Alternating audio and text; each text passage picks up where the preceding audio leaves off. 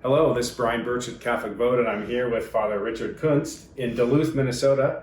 We were at morning mass, and he invited us to come take a look at some of his personal collection of papal and religious artifacts. He has one of the largest collections outside of the Vatican, and I thought it would be fun to ask Father Kunst a little bit about his collection.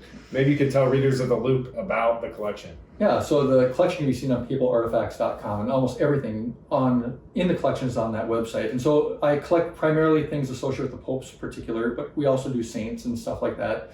It started off with autographs, but now it went to anything that has anything to do with the person of the Pope or the Swiss Guard or the Vatican itself, St. Peter's Basilica. So one of the things you showed us that I thought was quite neat was the seals that were used around the doors of the Sistine Chapel. That's right. That for the conclave that elected St. John Paul II. That's right. And I'd say that's probably my second favorite item. So there's 4 exterior doors of the Sistine Chapel, and so when the cardinals have traditionally gone in there for the election of a pope, they seal off each of the 4 exterior doors with a little small lead seal.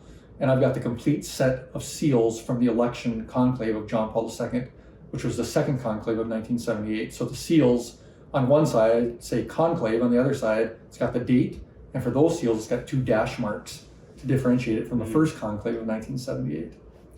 So he showed us everything from St. John Vianney's breviary to papal shoes to autographs from all sorts of documents dating back hundreds of years, centuries. Father, if there's one item that you have not been able to gather yet, what would that be? Yeah, my ultimate goal is to get a Popemobile. That's what I'd love to have. John Paul II's Popemobile. And so he's my favorite saint, my favorite pope. And so it's kind of funny to say that, but they actually hit the market sometimes, but not in my realm, And so, but John Paul II's Popemobile I'd probably quit collecting at that point. So Father has quite the collection. Thousands of documents and all sorts of things. If a Loop reader feels the call, one day this will all be displayed in a museum, and he is in regular contact with the Vatican and consults with collectors around the world.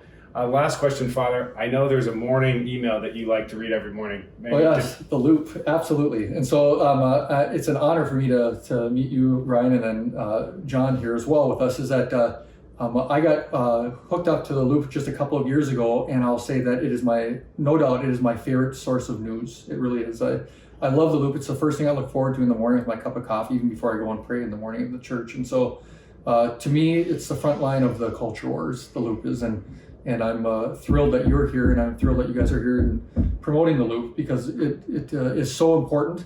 And I love the fact, as you mentioned it earlier, is that about 1,000 people are new to the Loop every single week. If we can keep that number going, it's incredible. And so I promote the Loop all the time to people, and I absolutely love it. 100% supporter of the Loop, 100%. Well, thank you. This is Catholic Vote in Duluth, Minnesota with Father Richard Kunst. Thank you.